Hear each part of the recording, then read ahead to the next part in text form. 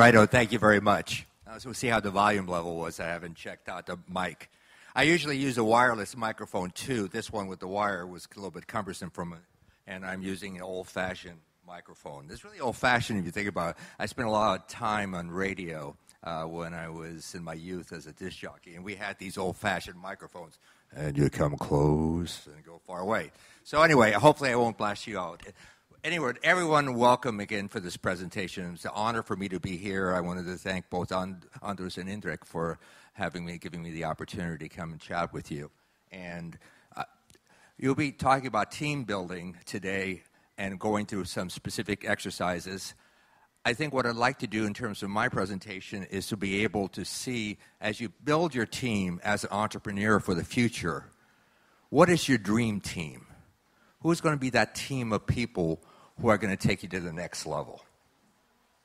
And before I start my presentation, I'd like to start with a quote with a gentleman who I met at Apple Computer when I was working with Regis McKenna on the Apple Computer account.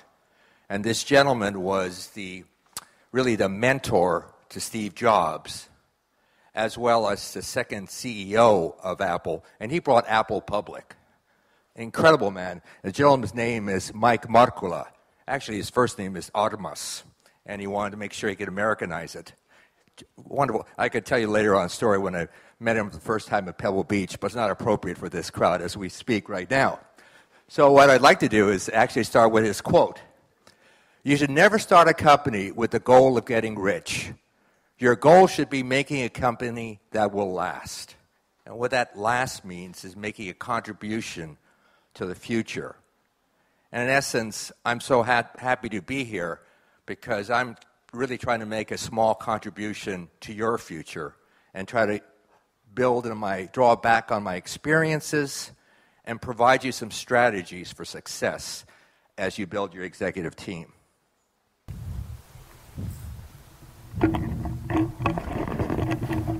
My name is John Tangstrom, and I got a startup up in Finland called Tagonize. It's a mobile sensory technology startup.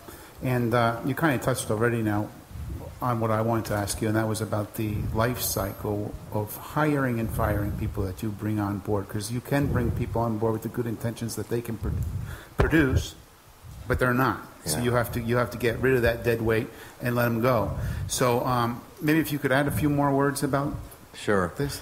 Yeah, I'm particularly sensitive because in terms of executives in my management team, I think I've only fired from all my companies, stuff like that, 2.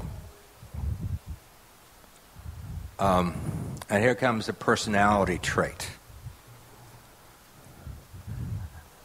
I will work with the driftwood because I know they're very bright. And I try to assign that driftwood to other assignments in other areas where they aren't in the mainstream. That causes more agony with the other A-team players because they know you've done that. And the solution is exactly correct. You have to make the right decision of letting specific people go. And that's one of the most toughest things in a management situation. And it's something that I, myself, have had difficulties with. And in the extreme cases, I did that, but it's a very, very painful. And one of the things to think about as you put together your company, instead of them coming into the executive team, they're part of the operational team. And the operational team doesn't have the same founding stock and same restrictions, but they still have a great terms of upside potential, and they know they're working. And if you have to make any changes, you make it in the operational team level, so your executive team remains core, that's functioning going forward, and those executives in the operational teams are the ones where you can make the changes, or you can also do it on in terms of outsourcing or on an FTE basis, a part-time or full-time.